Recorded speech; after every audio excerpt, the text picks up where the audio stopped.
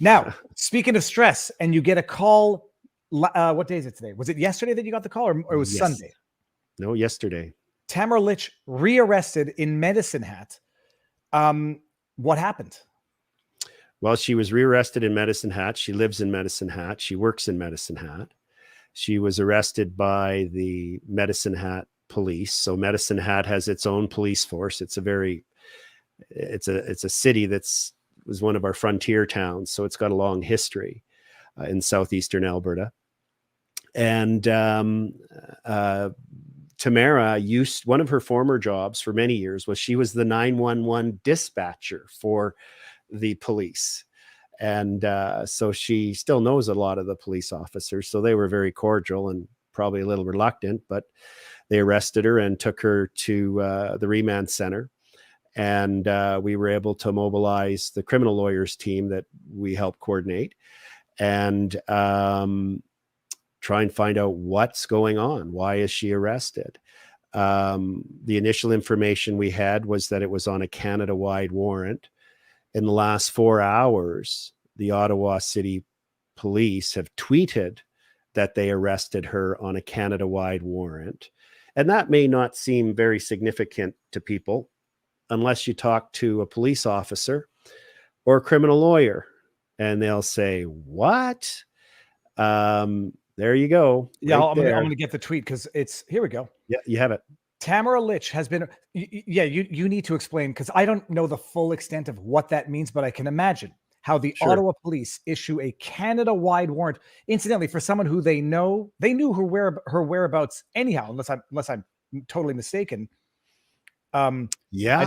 I did not have nice words. Pretty fixed routine, like a lot of us, gets up in the morning and drives to work and drives home and goes to her sister's and then goes to see some of her kids and grandkids, that nefarious activity like that. Can't have that in Canada.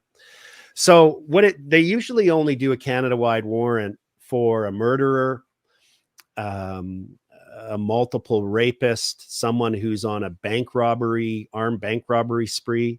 But for people who normally have a warrant in British Columbia for their arrest, Danny Bulford told me yesterday, and former RCMP, he used to investigate homicide and major crimes when he was stationed up in Whitehorse.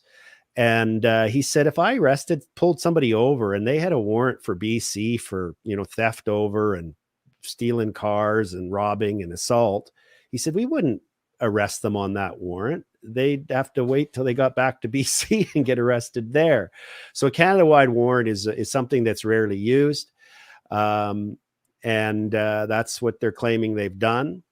So now she had a preliminary hearing before the court late last night, virtually. And the net result is the steps in the process are the Ottawa police have until July 4th to come to Alberta to pick her up and transport her back to Ottawa, which is apparently their intention. Once she gets back to Ottawa, she will have the opportunity to go before a judge in some kind of contested application. Often these things aren't contested, but as we've seen with the highly motivated Crown prosecutor in this case, that it's fully anticipated that it will be contested. And the criminal lawyers will make the argument that she either hasn't breached the bail conditions or the circumstances are such that she should not be continued to be held in custody. She's in, I guess it's jail. She's in jail in Medicine Hat. Correct. I don't want to look like I have big city stereotypes of small town Canada, but what does am I right in imagining that maybe the jail cell in Medicine Hat is not the most comfortable place to be? It's probably not dissimilar to the one in Ottawa, the remand center, because it is a regional center. And there is some talk about possibly moving her to the remand center in Lethbridge. So it'd be quite similar and hopefully better conditions than the Ottawa remand center, because I've been hearing lots of bad things about that place. But she's in jail. She's a grandmother, a freedom fighter who has no criminal record, who has contributed to her community, who hasn't engaged in violence, who has constantly advocated against violence, advocated for respect for the rule of law and government stopping its overreach and following the charter. And she's back in jail. I'm gonna pull this up, and you'll tell me what you're allowed to discuss, what you can, and what you do or do not know. Oh, this doesn't have the oh, darn it. Okay, that was just the article. Sorry, that one didn't have the purported Facebook post. Yeah, Keith, that's you should bring that up, because that is, and I can give you some breaking news on that. Yeah, let me see if I can't find it within a matter of seconds. Freedom. So I can. By the way, I just wanted to bring this up. This was the same article. This is when I talk about, you know, the laundering of taxpayer dollars to, you know, prop up these. On the Ottawa Citizen, you get government paid COVID ads. I just want everyone to see that this is part of the cycle of the corruption of subsidizing failing legacy media through direct funding, CBC Radio Canada, 600 million bailout for all the rest, and then this continued sustained taxpayer funding. But let me see if I can't find the actual Tamara Lich arrested Facebook post. Let's see if this okay, maybe Vancouver. So I know I saw it somewhere. I just can't find the actual Facebook post. Oh, son of a bee sting. Try throw Twitter in, the word Twitter. Okay, Facebook post, Facebook, Twitter. Sorry, people. I couldn't news. We'll go to news. Okay. So what I can share with you is we now have clarity on which of her bail conditions she's alleged to have breached. There you go. You got it. You got it. That's it right there. Can we see this, people? So I can't see my screen right now, but yeah, just scroll down a little bit more. Weeks after she was released, Lich was notified she'd been selected as a recipient of the JCCF award. We talked about this. So proud of my friend Tamara for earning the George Jonas Freedom Award, named after, I believe, a Hungarian individual who fled Hungary and communism in Hungary to come here and fight for freedom. A beautiful tribute to George Jonas, and so proud of Tamara for her determination and strength. Cheers to freedom. So go. This is at the so the allegation of breach of her bail conditions that's caused her to go back to jail is that under her bail conditions, she's not to have any communication with a few named individuals. One of them is Tom Marazzo. You've had Tom Marazzo on your program. Tom Marazzo is an outstanding Canadian. He is a former Army captain in our armed forces. He was extensively assisting on the ground in Ottawa and keeping the emergency lanes open and trying to move trucks in the manner that the mayor and the police had asked. So she's not allowed to have communication with Tom Marazzo except in the presence of or through counsel, one of through lawyers. Well, off camera in that photograph are her lawyers and Tom's lawyers. And someone had asked for a picture, not for posting on social media, but just to remember the event. This is a historic event. And so Tom's standing there, Tamara's there, you know, a former Army captain dressed in a nice business suit. She's in a beautiful dress. The others are dressed very formally. You know, like if you've ever seen a bunch of dirty, rotten criminals in Canada, I mean, look at that, eh? Unbelievable. So it's that photograph. It's for engaging in that with the lawyers just off the camera that the Ottawa City Police issued a Canada-wide warrant, had her arrested in Medicine Hat, and now will be flying out on the taxpayers' dime, some detectives to handcuff her and probably shackle her and put her in an airplane and fly her back to Ottawa on the taxpayers' dime. I mean, I'm speechless, but only because I'm actually enraged. Like I get angry enough or frustrated enough that you get speechless or you cry. I'll be speechless right now. There's no words. There's nothing on there's no words for this. Mike Cornelson, you know, made an interesting point. Some people are saying the timing is to keep her off the streets so that she doesn't go and encourage another protest on Canada Day. If I'm inclined, I would lend some credence to Mike Cornelson's concept, trying to agitate the protesters for July 1st to make them lash out in some sort of rage so they can then justify cracking down even more. But Keith, especially if the plan is to bring her to Ottawa for Canada Day. Think about that. That makes no sense, right? So that's one of the theories that a number of us have and the other original convoy organizers have discussed. We had a Zoom call last night.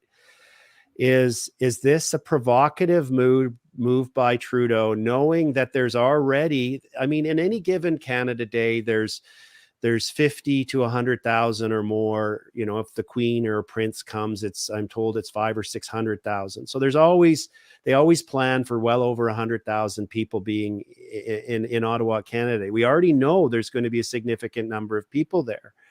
It just seems like such a provocative move, you know. So I'm hoping that they don't transport her until the 4th. We'll know soon enough. But there's nothing that's right about this. We all know that. Look at the nature of the underlying alleged offense. It's conspiracy to commit mischief. And it is become clear yet again that this is politics. This is the government using its political power and its police powers to harm and silence and punish those who dissent and say things the government doesn't like. Now, characters like McGregor from CTV there in Ottawa will say, oh, people should know that the RCMP is independent. The Ottawa. No, leaders send messages. Leaders send messages. And our prime minister and his highly unethical cabinet have sent messages that they want those who speak out against the government punished. They want fear. They want Canadians afraid to exercise their rights. That's my view as to what's going on here. You cannot explain it in any other way. This makes no sense in terms of the nature of the charge, the Canada-wide warrant, the cost of bringing her back, the nature of the alleged breach.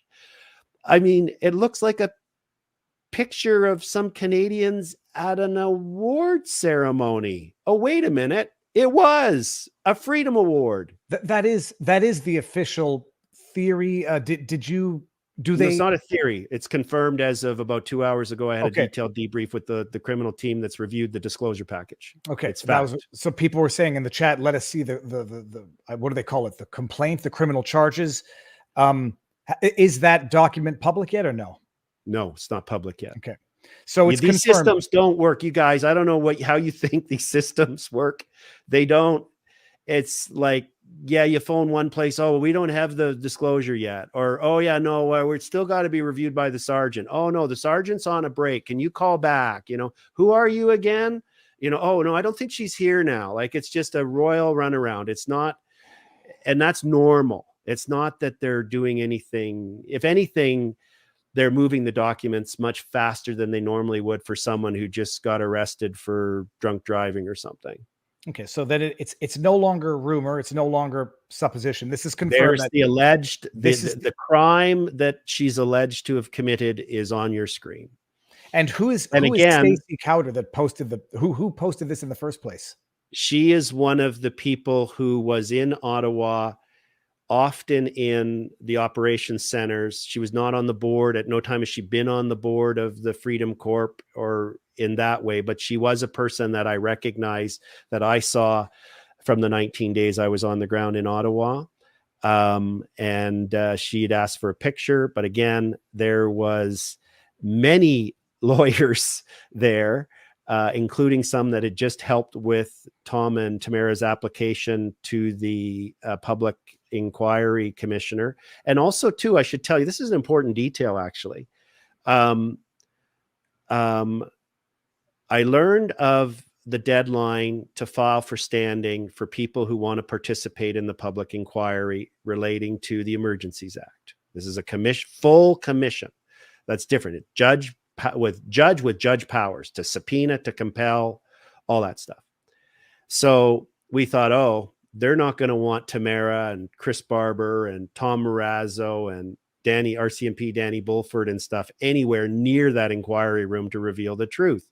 To my surprise, and to the credit of the inquiry, I received an email from one of the commissioner's lawyers asking me if I was still representing these individuals, and if I was, making me aware that I should apply for them to have standing to participate. I thought, well, this is encouraging. So that's significant. So I and other lawyers, including some lawyers that were in the room in that photograph, the previous day had been working with both Tom and Tamara to finalize the details of our standing application to the public inquiry that had been requested by the public inquiry's lawyer. Okay, so in other words, we had very good reason to be communicating and needing all of these people to be together and communicate with us as their lawyers. Keith, I mean, I don't even know what, I mean, there's nothing to say. There's nothing to say. You have I'll call them trolls, or the people out there, just don't break the law, don't violate your bail conditions, and you won't get arrested. And now we know that it is confirmation of the rumor that it was a Facebook post of a picture. It wasn't even Tamara that posted that and said, hold the line, fight, fight, fight. Someone else at the JCCF gala, where I said, I mean, when I was listening to the hearing with the judge, I was thinking to myself, they love these ambiguous provisions. The prosecution's got to love it. It smelled not like a setup from the judge. I think the judge had it right to some extent. I do too. I think you're right. But hey, the Crown loves the ambiguous provisions. The Crown loves these terms, which are so onerous to the extent that they're even comprehensible. They can now say this picture, Canada-wide warrant. She's going to be in detention center in Medicine Hat until they come from Ottawa to pick her up, drive her to Ottawa, either for or after Canada Day. And my goodness, if she gets down there, fly her. Fly her. Okay, it's and the only reason I say that is the detectives would probably they feel it would be beneath them to do what Tamara's had to do, which is drive across the country. They'll fly. I don't know how they're going to fly her, but they're going to fly. People are saying she's in court tomorrow in Ottawa. Keith, are you able to confirm? It's possible. We don't know for sure. Okay, it's going to depend on how quickly they can get here and get her there. It is conceivable that she will be here and attend virtually, but that is not the practice. The practice is the court has no interest, an Ontario court has no interest in having a prisoner in another province appearing before them at all. That's just not how it works. And if they do, they bring them there, but they only do it for the most serious of offenders. And so we know that the subject matter of her crime is not serious mischief. So why is this serious? It's serious because it's political, and they're trying to make a political statement, and she's a political prisoner. Okay. I could keep you all day, Keith, but I know I can't. What's next on your schedule now? I mean, first of all, thank you, not just tremendously, thank you sincerely for coming, letting me know you could do this. What's next on your schedule? Next on my schedule is to deal with scheduling for Peckford, but also to brief the board of the Freedom Corp on the latest. I know you have big reach, and I thought I've had so many inquiries. I thought, how can I get the most current information out as quickly as possible to the most number of people? And I thought, Viva Fry. This is it. And I'm gonna clip certain portions of this and then put it on the Clips channel, put it on Twitter so people can know. It's outrageous. Provocative is an understatement. They know it's Canada Day. I say they can use this as an excuse to try to actually provoke people, or they could use this as a pretext to have provocateurs in the crowd. You know, the random Jack-a-ninny walking around with a Yahtzee flag that no one invited to provoke whatever. So Justin Trudeau can say, look at these rowdy Canadians. I said it before. He's going to criminalize Canada Day, and he's halfway there. Can I say a couple of things that I'm trying to think of what Tamara would want me to say? Because as you can imagine, I speak with her daily, and I have since January. The first thing I know she would want, well, her last words to Eva and I were when she was at the jail, she said, tell Canada that she's arrested. So we're doing that. But more importantly, I know she would want Canadians to be peaceful, that she would want them to be lawful, and she would want them not to give Trudeau the excuse that he may want to characterize Canadians who disagree with what the government's done as violent or anything else. So she is calling upon everyone to be peaceful in the way that we were in Ottawa. The other thing is, the Justice Center for Constitutional Freedoms has, without hesitation, been covering all of the heavy lifting legally. And there is a lot of it, as you can tell. And so if people are wondering about how they can help, a donation to the Justice Center and you get your charitable receipt, that's a good thing. But we may have to do some other funding because she's now losing 2 weeks of work. She's at least 2 weeks of work. She has bills to pay. She's going to be stuck in Ontario if we can get her out, and we're going to need to get her home. So we're going to look at some way that those who want to help her with the immediate financial predicament and peril the government's put her in, to find some vehicle that we can do that without the government seizing the bank account or serving another Mariva injunction on us or something. So I'll stay tuned on that. We're going to try and figure something out where people can help her directly with her and her family's expenses. Now I know I'm gonna post all of these links in the pinned comment. I know there's a JCCF donation page in general. Is there a specific one for Tamara Lich? If the trucker defense one is for Tamara. Okay. Do you know offhand if I'm going to put it in right now? It's JCCF. Yeah, you'll see it when it's in the drop down. I think it's the first one. I'll post that afterwards. Yeah, and Trucker Legal Defense Fund, I think it says. A contribution of my own. No, Keith, the problem is, you say it, Tamara says it, don't give them an excuse. What they've proven since day one of this protest, they don't even need to have an act to fabricate an excuse or turn you into the criminal. They've turned Tamara Lich into a criminal. And so, Keith, I said it a few times, and just to make sure I'm not wrong, when they accuse her of conspiring to commit mischief or counseling, they are, in fact, at least in part, referring to what she said when she got arrested. Hold the line. Is that part and parcel of the evidence against her? Yeah, and it's amazing. The Crown is so obsessed he can't open his mind, because the expression "hold the line," and we've been collecting the videos and the pictures of this, and they've been getting them sent to me. So when the convoy was traveling across the country from various different directions, you will see under underpasses, before a single truck had arrived in Ottawa, hold the line. Okay, well, obviously there was no line and there was no border or anything, right? So what does that mean? You will still see the expression "hold the line" being used in various settings. Well, what does it mean? And she explained this in her testimony in the last bail review hearing. Hold the line to her means respecting the rule of law, holding government to account for its overreach, and expecting that governments will respect Canadians' charter rights. That's what hold the line means. And they've characterized it as the Crown has sought to some nefarious, unlawful statement. We've been saying hold the line on this channel since last year. Barnes always says never forgive, never forget, hold the line. And well before Ottawa, in respect of other alleged wrongdoings. It's atrocious. I'm glad people are going to see this now. People are going to know what's going on. And the sad reality, there doesn't have to be violence on Canada Day in Ottawa for Justin Trudeau to pretend that there was, or to cherry pick one particular incident, bring in the police, and provoke the very violence that he wanted in the first place. Okay, Keith, what else? I don't want to leave us on a black pill. Do you have... Well, I think, what I think is, why are Canadians upset? Because they know the country, they know our values: true north, strong, and free.